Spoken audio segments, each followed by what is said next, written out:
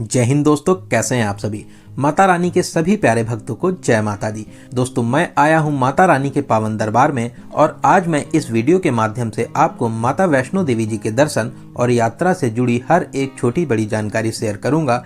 अगर आप भी माता वैष्णो देवी जी की यात्रा पर आने की प्लानिंग कर रहे हैं तो दोस्तों ये वीडियो आपके लिए बहुत ही ज़्यादा हेल्पफुल रहेगा। इस वीडियो में हम लोग जानेंगे कि आप कटरा तक कैसे पहुंच सकते हैं, यहाँ पर पहुंचने के बाद में आपको होटल कहां और कैसे मिल सकेंगे, यहाँ पर खाने पीने की क्या फैसिलिटी है, आप अपना RFID कार्ड कहां कहां बनवा सकते हैं, यात्रा करने के लिए आपको कौन सा मार्ग सबसे अच्छा रहेगा, किस मार्ग से आपको यात्रा करनी चाहिए, यात्रा के लिए घोड़े, पालकी, पिट्ठू और हेलीकॉप्टर के क्या रेट हैं, इन सभी बातों को बहुत ही अच्छे और सही तरीके से बताऊंगा। तो पूरी जानकारी के लिए एक बार इस वीडियो को पूरा जरूर देखें, जिससे आपको बहुत ही अच्छे तरीके से सारी जानकारी मिल सके। तो चलिए शुरू करते हैं माता वैष्णो देवी जी की पावन यात्रा। जय माता दी। दोस्तों, सबसे पहले हम लोग जानते हैं कि आप यहाँ तक कैसे पहुँचेंगे। वैष्णो देवी आने के लिए आपको कटरा या जम्मू तक आना रहता है। यहाँ तक आने के लिए बहुत से माध्यम हैं, तो सभी को वन बाय वन डिस्कस करते हैं। अगर आप ट्रेन से अपनी यात्रा को पूरा करना चाहते हैं तो आप कटरा या जम्मू तक बाई ट्रेन आ सकते हैं। सभी प्रमुख शहरों से जम्मू तक बड़े आसानी से आपको ट्रेन मिल जाएगी। अगर आपकी ट्रेन कटरा तक नहीं जाती है तो आप जम्मू में उतरकर जम्मू स्टेशन के बाहर बने स्टैंड से बस या टैक्सी लेकर कटरा तक पहुंच सकते हैं। बात बस की करें तो आपको यहां पर अलग अलग रेट की बस मिल जाती हैं। लोकल बस में आपसे 80 रुपए का चार्ज करते हैं, लेकिन लोकल पैसेंजर्स को उतारते हुए 48 किलोमीटर की दूरी के लिए 2.5 से 3 घंटे लगा देती है। डायरेक्ट कटरा तक वाली बस में आपसे 120 रुपए का चार्ज करते हैं, मात्र 1.5 घंटे में आपको कटरा पहुंचा देते हैं। AC बस में आपसे 150 रुपए का चार्ज करते हैं। जम्मू कश्मीर स्टेट बस में आपसे 105 रुपए का चार्ज किया जाता है। ये बस भी कहीं कहीं रुककर आपको कटरा तक पहुंचाती है। अब बात करें टैक्सी की, तो टैक्सी वाले आपसे 1000 से 1500 रुपए का चार्ज करते हैं, मात्र 1 घंटे में आपको कटरा ड्रॉप कर देते हैं। दोस्तों, अगर आप दिल्ली, हरियाणा, पंजाब से बस के द्वारा माता रानी के दर्शन करने आना चाहते हैं तो इन सभी जगहों से आपको डायरेक्ट बस जम्मू या कटरा तक के लिए मिल जाती है। आप इन प्लेसेस से बस के माध्यम से भी यहाँ तक आ सकते हैं। दोस्तों, अगर आप अपनी प्राइवेट कार से आना चाहते हैं तो यहाँ तक आने के लिए ये एक बेस्ट तरीका रहता है। आप अपनी कार से भी यहाँ तक आ सकते हैं। अब बात करते हैं फ्लाइट की। अगर आप अपनी यात्रा को फ्लाइट से पूरा करना चाहते हैं तो आप जम्मू एयरपोर्ट तक आ जाइए। जम्मू आने के बाद में आप बस या टैक्सी के माध्यम से कटरा तक बड़ी आसानी के साथ में पहुंच सकते हैं। जम्मू से कटरा के बीच का रास्ता बहुत ही प्यारा और शानदार है। ऊंचे ऊंचे पुलों, पहाड़ों और बहुत सी सुरंगों को पार करते हुए दोस्तों अब हम लोग आ चुके हैं कटरा। दूर से ही माता रानी का प्यारा सा पर्वत आपको दिखाई देगा, जहां पर माता रानी विराजमान है। कटरा का बस स्टैंड यहाँ का सेंटर पॉइंट है। अब हम लोग जानते हैं कि हमें होटल कहाँ और कैसे लेना चाहिए। अगर आप अच्छा और बजट होटल लेना चाहते हैं तो आप माता वैष्णो देवी श्राइन बोर्ड के द्वारा संचालित निहारिका कॉम्प्लेक्स में रूम ले सकते हैं। बस स्टैंड के अंदर ही निहारिका कॉम्प्लेक्स बना हुआ है। दोस्तों, जो रूम आपको अदर होटल में 2500-3000 तक के मिलते हैं, निहारिका कॉम्प्लेक्स में उसी फैसिलिटी का यहाँ पर आपको 1200 से 1400 में रूम बड़े आसानी के साथ में मिल जाता है। यहाँ पर पार्किंग की फैसिलिटी बहुत ज़्यादा अच्छी है। अगर आप अपनी कार के माध्यम से यहाँ पर आना चाहते हैं तो निहारिका कॉम्प्लेक्स आपके लिए बेस्ट ऑप्शन रहता है। निहारिका कॉम्प्लेक्स में ही आपको डोरमेट्री मिल जाती है। मात्र 100 रुपए में आपको एक बेड और लॉकर प्रोवाइड करते हैं, लेकिन लॉक आपको अपना यूज करना रहता है। ऐसे आप जब बस या टैक्सी से उतरते हैं तो बहुत से होटल वाले आपको मिल जाएंगे। आप अपने बजट के हिसाब से होटल ले सकते हैं। बजट होटल्स की बात करें तो यहाँ पर आपको डबल बेडरूम मात्र 500 में स्टार्ट हो जाते हैं। 3 बेड की बात करें तो 600 रुपये, वहीं 4 बेड की बात करें तो मात्र 800 रुपये से यहाँ पर स्टार्टिंग हो जाती है। आप अच्छे से बात करके एक प्यारा सा रूम यहाँ पर ले सकते हैं। तो चलिए दोस्तों, अब हम लोग जानते हैं कि यात्रा के लिए RFID कार्ड आप कहां और कैसे बनवा सकते हैं। दोस्तों, अगर आप जम्मू में उतर रहे हैं तो जम्मू में ही जम्मू स्टेशन के बाहर वैष्णवी धाम बना हुआ है। अगर आप भीड़ भाड़ से बचना चाहते हैं तो आप यहां पर भी अपना RFID कार्ड बनवा सकते हैं। अगर आप कटरा रेलवे स्टेशन पर आ रहे हैं तो आप यहां पर भी अपना RFID कार्ड बनवा सकते हैं, या आप कटरा बस स्टैंड के पास बने हुए रजिस्ट्रेशन काउंटर से भी अपना RFID कार्ड बनवा सकते हैं। अगर आप ताराकोट मार्ग से अपनी यात्रा पूरी करना चाहते हैं तो यहाँ पर भी RFID कार्ड बनते हैं, आप यहाँ से भी बनवा सकते हैं। दोस्तों ये RFID कार्ड आपका बाणगंगा मार्ग और नया ताराकोट मार्ग पर स्कैन किया जाता है। अगर आपके कार्ड में कुछ प्रॉब्लम हो जाती है तो यहाँ पर बने हुए काउंटर्स में आप इनको सही करा सकते हैं और अपनी सफलतापूर्वक यात्रा करने के बाद में इस कार्ड को आपको वापस करना अनिवार्य रहता है। तो चलिए दोस्तों, अब हम लोग जानते हैं सबसे जरूरी बात कि यात्रा के लिए आपको कौन सा मार्ग सबसे अच्छा रहेगा। माता वैष्णो देवी जी के भवन तक यात्रा के लिए 2 मार्ग बने हैं। एक पुराना मार्ग जिसे बाणगंगा मार्ग कहते हैं। दोस्तों इस मार्ग के लिए आपको कटरा चौक से 1.5 किलोमीटर की दूरी पूरी करके बाणगंगा चेक पोस्ट पर आना रहता है। फिर बाणगंगा चरण पादुका मंदिर होते हुए 6 किलोमीटर की यात्रा पूरा करके आप अर्धकुमारी मार्ग पर पहुंच जाते हैं। फिर आप हिमकोटी मार्ग पर 5.5 किलोमीटर की दूरी पूरा करते हुए टोटल 13 किलोमीटर की यात्रा करके माता के भवन में आराम से पहुंच जाएंगे। और हमारा दूसरा मार्ग है नया ताराकोट मार्ग, जो कटरा बस स्टैंड से 2.5 किलोमीटर की दूरी पर स्थित है।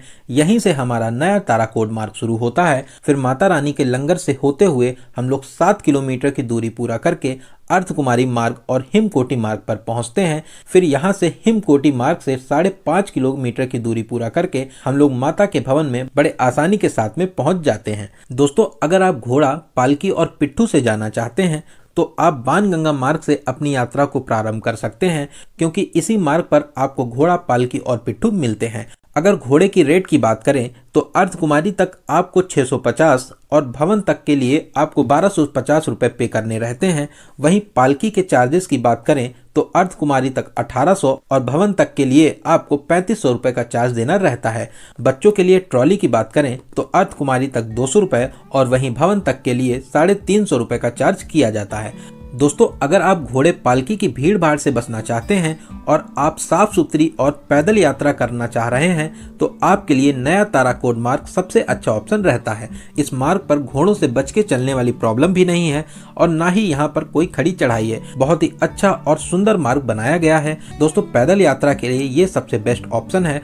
आप अगर पैदल यात्रा करना चाहते हैं तो मेरी आपको यही एडवाइस है कि आपको नया मार्ग ताराकोट मार्ग से अपनी यात्रा को प्रारंभ करना चाहिए। तो दोस्तों आज हम लोग इसी ताराकोट मार्ग से अपनी माता रानी की पावन यात्रा को पूरा करेंगे। तो माता रानी का नाम लेकर शुरू करते हैं माता रानी की पावन यात्रा। जय माता दी। दोस्तों कमेंट बॉक्स में जय माता दी जरूर लिखें। आप कटरा चौराहे से ताराकोट मार्ग के लिए ऑटो भी कर सकते हैं। ऑटो में 4 पर्सन के लिए फिक्स 210 रुपए का चार्ज करते हैं और आपको ताराकोट मार्ग पर ड्रॉप कर देंगे। चलिए ऑटो लेकर हम आ चुके हैं ताराकोट मार्ग पर। यहाँ पर आप अपना RFID कार्ड चेक कराइए और अब हम लोग चलते हैं माता रानी के भवन की ओर। रास्ते में जगह जगह पीने के लिए पानी की बहुत ही अच्छी व्यवस्था यहाँ पर की गई है। आप यहाँ पर ठंडा और गर्म दोनों तरह का पानी ले सकते हैं और खाने पीने के लिए बहुत ही अच्छे अच्छे रेस्टोरेंट यहाँ पर बने हुए हैं। यहाँ पर आपको जगह जगह पर टॉयलेट की भी फैसिलिटी मिल जाती है, जो कि बहुत ही ज्यादा साफ और सुथरे रहते हैं। दोस्तों 3 किलोमीटर की यात्रा करने के बाद में अब हम लोग आ चुके हैं माता रानी श्राइन बोर्ड के द्वारा संचालित लंगर के पास में। यहाँ पर लंगर की बहुत ही अच्छी व्यवस्था है। लंगर में आप दाल चावल का प्रसाद जरूर खाएं, बहुत ही स्वादिष्ट आपको ये प्रसाद लगेगा। दोस्तों लंगर के पास में ही बहुत ही प्यारा पार्क बनाया गया है। आप यहाँ की खूबसूरती देखकर खुद को फोटो शूट कराने से रोक नहीं पाएंगे। लंगर में प्रसाद ग्रहण करें और पार्क में कुछ देर आराम करने के बाद में अब हम लोग चलेंगे आगे। रास्ते भर जगह जगह पर बैठने की बहुत ही ज्यादा अच्छी सुविधा है। साथ ही साथ आपको जगह जगह पर कुर्सियां भी मिलेंगी। जब आप थक जाएं तो थोड़ी देर आप बैठकर आप यहां पर आराम भी कर सकते हैं। आराम करते हुए, खाते पीते हुए, माता रानी का भजन सुनते और गुनगुनाते हुए दोस्तों अब हम लोग 7 किलोमीटर की दूरी पूरा करके आ चुके हैं हिमकोटी मार्ग पर। यहाँ पर एक मार्ग भवन की ओर, एक मार्ग अर्धकुमारी की ओर और एक मार्ग बाणगंगा मार्ग के लिए गया हुआ है। दोस्तों अब हम लोग चलते हैं माता अर्धकुमारी जी के दर्शन करने के लिए। माता अर्धकुमारी के दर्शन के लिए यहाँ पर हमेशा वेटिंग रहती है। यहाँ पर आपको 12 घंटे, 24 घंटे और बहुत ज्यादा भीड़ होने पर आपको 48 घंटे तक की वेटिंग मिलती है। मेरी आपको यही एडवाइस है, आप अपना ग्रुप टाइम लेकर पहले माता वैष्णो देवी जी के दर्शन कर लें और फिर लौटते समय आप माता अर्धकुमारी जी के दर्शन कर सकते हैं। तो दोस्तों अब हम लोग फिर से हिमकोटी मार्ग होते हुए अपनी पैदल यात्रा को प्रारंभ करते हैं। दोस्तों हिमकोटी मार्ग से ही आपको बैटरी कार भी मिल जाती हैं। बैटरी कार आप पहले से ऑनलाइन भी बुक करा सकते हैं और ऑन द स्पॉट भी आप यहाँ पर इसको बुक करा सकते हैं। इस मार्ग पर भी घोड़े नहीं चलते हैं, इसीलिए पैदल यात्रियों के लिए ये बहुत ही ज़्यादा अच्छा मार्ग है और ना ही यहाँ पर ज़्यादा चढ़ाई है। बहुत ही साफ और अच्छा मार्ग बना हुआ है। रास्ते में खाने पीने के लिए श्राइन बोर्ड के द्वारा संचालित भोजनालय भी बने हुए हैं, जहां पर बहुत ही कम रेट पर आप भोजन कर सकते हैं। यहाँ पर चाय आपको मात्र 7 रुपए में मिल जाती है और साथ ही साथ यहाँ पर डोसा पॉइंट भी बना हुआ है, जहाँ पर बहुत स्वादिष्ट डोसा आपको मिलता है। इस मार्ग पर भी जगह जगह साफ और सुथरे टॉयलेट बने हुए हैं। अगर आपको हेल्थ से रिलेटेड कोई भी प्रॉब्लम होती है तो इसके लिए यहाँ पर डिस्पेंसरी भी बनी हुई है। अगर आपको कोई भी प्रॉब्लम होती है तो आप खुद को यहाँ पर दिखा भी सकते हैं। भक्तों की यात्रा में कोई भी प्रॉब्लम ना हो, इसके लिए सभी बातों का विशेष ध्यान रखा गया है। रास्ते में आराम करते हुए, खाते पीते हुए दोस्तों अब हम लोग आ चुके हैं माता रानी के भवन से मात्र 1 से 1.5 किलोमीटर की दूरी पर। यहीं से माता रानी का प्यारा सा भवन दिखाई देने लगता है। माता रानी का भवन देखकर शरीर की सारी थकान दूर हो जाती है। भवन को देखकर बहुत ही ज्यादा सुकून मिलता है। दोस्तों अब हम लोग आ चुके हैं माता रानी के भवन के पास में। अगर आप यहाँ पर स्नान करना चाहते हैं तो यहाँ पे बहुत से टॉयलेट और बाथरूम बने हुए हैं जो फ्री ऑफ कॉस्ट हैं। आप स्नान करने के बाद में प्रसाद काउंटर से प्रसाद ले सकते हैं और यहाँ पर बने हुए लॉकर रूम में अपना मोबाइल, बैग, बेल्ट और इलेक्ट्रॉनिक सामान जरूर रख दें, क्योंकि माता रानी के भवन में इन सभी चीजों को ले जाना वर्जित है। दोस्तों लॉकर में सारा सामान रखने के बाद में माता रानी का प्रसाद लेकर अब हम लोग चलते हैं माता रानी के दर्शन के लिए। अब हम लोग लाइन में लगेंगे और माता रानी का नाम लेते हुए आगे बढ़ते रहेंगे। जय माता दी, जय माता दी। गुफा के अंदर माता पिंडी रूप में विराजमान है। आप गुफा में प्रवेश करें, अपनी मनोकामनाएं मांगे, माता रानी के पिंडी रूप में दर्शन करें। दोस्तों आप बहुत ही ज्यादा किस्मत वाले हैं जो माता रानी के दर्शन करने के लिए माता रानी ने आपको बुलावा भेजा था। आप माता रानी के दर्शन करने आए। दोस्तों आप अपनी यहाँ पे सभी मनोकामनाएं मांगे, माता रानी आपकी सभी मनोकामनाएं जरूर पूरी करेंगे। दोस्तों कमेंट बॉक्स में जय माता दी जरूर लिखें। दोस्तों अगर आपको दर्शन करने के बाद में रात हो जाती है और आप रात में यहाँ पर रुकना चाहते हैं तो आप यहाँ पर काउंटर से कंबल ले लीजिए। कंबल के लिए आपको 100 रुपए का चार्ज देना रहता है और जब आप कंबल को रिटर्न करते हैं तो आपको 100 रुपए आपके रिटर्न कर दिए जाते हैं। दोस्तों यहाँ पर बने हुए भवन में भी आप रुक सकते हैं। यहाँ पर कालिका भवन, पार्वती भवन और बहुत से भवन बने हुए हैं। आपको यहाँ पर बेड की सुविधा मिल जाती है जिसके चार्जेस बहुत ही कम 120 रुपए रखे गए हैं। अगर बेड खाली है तो आप यहाँ पर बेड भी ले सकते हैं। अगर आप पहले से अपने बेड को ऑनलाइन बुक करना चाहते हैं तो पहले से भी आप ऑनलाइन बुक कर सकते हैं। यह भी एक अच्छा तरीका रहता है। अगर आप चाहें तो माता रानी के दर्शन करने के बाद में तुरंत ही भैरव बाबा के दर्शन करने जा सकते हैं।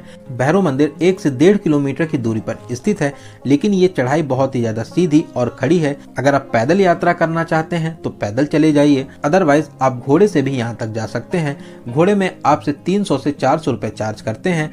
और दोस्तों अगर आप चाहें तो आप रोपवे के माध्यम से भी भैरव मंदिर तक जा सकते हैं। सुबह 7:45 से रोपवे की सेवा शुरू हो जाती है और शाम को 4:30 बजे तक रोपवे की सुविधा चलती रहती है। आपको राउंड ट्रिप के लिए 100 रुपए का चार्ज देना रहता है। आप रोपवे की सहायता से आराम से भैरव मंदिर तक पहुंच सकते हैं। आप भैरव बाबा के दर्शन करिए, अपनी मनोकामनाएं मांगिए, भैरव बाबा आपकी मनोकामनाएं जरूर पूरी करेंगे। भैरव घाटी से आप बहुत ही ज्यादा अच्छे नजारों को देख सकते हैं। आपको यहाँ पर बहुत ही खूबसूरत और शानदार नजारे देखने को मिलते हैं। यहाँ से आपको माता रानी का बहुत ही प्यारा और अलौकिक भवन देखने को मिलता है, जिसकी सुंदरता मैं शब्दों में बयान नहीं कर सकता। इसके लिए आपको माता रानी के दर्शन करने तो जरूर आना पड़ेगा। दोस्तों भैरव बाबा के दर्शन करने के बाद में अब हम लोग चलेंगे नीचे। दोस्तों जब हम लोग रोप वे के माध्यम से नीचे आते हैं तो हम लोगों को ऐसा लगेगा कि हम लोग मंदिर की तरफ खींचे चले आ रहे हैं। दोस्तों ये पल आपकी लाइफ का बहुत ही ज़्यादा खुशनुमा पल होने वाला है, क्योंकि इस पल में आपको बहुत ही ज़्यादा सुकून और शांति मिलेगी। दोस्तों सामने माता रानी का अलौकिक दरबार है और हम लोग माता रानी के दरबार की तरफ खींचे चले आ रहे हैं। दोस्तों अब हम लोग रोप वे के माध्यम से नीचे आएंगे और अब हम लोग चलेंगे माता अर्धकुमारी के दर्शन करने के लिए। माता अर्धकुमारी के दर्शन करेंगे और बाणगंगा मार्ग या ताराकोट मार्ग होते हुए कटरा आ जाएंगे और अपने होटल में आराम करेंगे। चलिए दोस्तों अब हम लोग जानते हैं यहाँ पर खाने पीने की क्या फैसिलिटी है। दोस्तों यहाँ पर बहुत ही ज़्यादा अच्छा और स्वादिष्ट भोजन आपको मिलता है। मात्र 100 रुपए से यहाँ पर थाली भोजन स्टार्ट हो जाता है। यहाँ पर बहुत ही ज़्यादा अच्छे और साफ सुथरे भोजनालय बने हुए हैं। आप यहाँ पर बहुत ही अच्छे और सही रेट पे भोजन कर सकते हैं। चलिए दोस्तों अब सबसे जरूरी बात करते हैं बजट की। कितने बजट में आप इस पावन यात्रा को पूरा कर सकेंगे। दोस्तों मैं मान के चलता हूं कि आप कम से कम 2 लोग तो माता रानी की यात्रा करने के लिए आएंगे ही। दोस्तों मात्र 2000 से 2500 के बजट में आप इस यात्रा को बहुत ही अच्छे तरीके से पूरा कर लेंगे। इस बजट में जम्मू से कटरा तक के लिए बस, कटरा में एक बजट होटल, यहाँ पर खाना पीना, ताराकोट मार्ग तक ऑटो इंक्लूड है। अगर आप VIP होटल लेते हैं और 3 स्टार रेस्टोरेंट में भोजन करते हैं, फिर दोस्तों जैसा आपका बजट हो उस हिसाब से माता रानी की यात्रा को पूरा कर सकते हैं। दोस्तों यहाँ पर आप फेमस कटरा मार्केट में खरीदारी जरूर करें और अपने प्रियजनों के लिए उपहार स्वरूप भेंट जरूर ले जाएं। आप यहाँ पर बादाम, अखरोट, केसर और बहुत से ड्राई फ्रूट्स को ले सकते हैं। यहाँ पर बहुत ही बड़ी बड़ी और अच्छी आपको ड्राई फ्रूट्स की दुकान मिल जाएंगी, जहाँ पर बहुत ही अच्छे और सही रेट पे आप ड्राई फ्रूट्स ले सकते हैं। दोस्तों अगर आप अपनी इस यात्रा को हेलीकॉप्टर से पूरा करना चाहते हैं तो आपको यहाँ पर हेलीकॉप्टर की भी सुविधा मिल जाएगी। आप निहारिका भवन से अपने हेलीकॉप्टर को ऑन द स्पॉट भी बुक करा सकते हैं, या आप चाहें तो पहले से अपनी ऑनलाइन टिकट को भी बुक करा सकते हैं। हेलीकॉप्टर के टिकट की प्राइस की बात करें तो वन साइड के लिए आपको 1830 और राउंड ट्रिप के लिए आपको 3660 रुपये का टिकट लेना रहता है। इस प्राइस में आप आराम से हेलीकॉप्टर की मदद से सांझी छत तक जा सकते हैं और वहां से आप 1 किलोमीटर की यात्रा को पूरा करके माता के भवन तक आराम से पहुंच सकते हैं। दोस्तों यहाँ पर आपको बहुत ही अच्छे और सही तरीके से हर एक छोटी बड़ी जानकारी दी गई है। अगर फिर भी आपकी यात्रा से रिलेटेड कोई भी क्वेश्चन रह जाते हैं तो आप हमें कमेंट के माध्यम से पूछ सकते हैं। आपके कमेंट का बहुत ही जल्दी रिप्लाई दिया जाएगा। दोस्तों वीडियो से रिलेटेड अगर आपके कोई सुझाव हो तो आप हमें कमेंट के माध्यम से ज़रूर बताएं, अगले वीडियो में उनको ज़रूर शामिल किया जाएगा। दोस्तों आपको ये वीडियो कैसा लगा और इस वीडियो को आप कहां से देख रहे हैं, कमेंट के माध्यम से हमें ज़रूर बताएं। दोस्तों आपको अगर वीडियो अच्छा लगा हो तो वीडियो को लाइक करना बिल्कुल ना भूलें, और आप किसी दूसरे वीडियो में खो जाएं उससे पहले चैनल को सब्सक्राइब कर लीजिए। साथ में बेल आइकन प्रेस करने के बाद में ऑल नोटिफिकेशन को जरूर क्लिक करें। तो चलिए दोस्तों अब मिलते हैं किसी अगले ऐसे ही इन्फॉर्मेटिव वीडियो में। तब तक आप अपना और अपने परिवार का बहुत ज़्यादा ख्याल रखें। आपकी यात्रा सफल, सुगम और मंगलमय हो। जय हिंद, जय भारत, जय माता दी।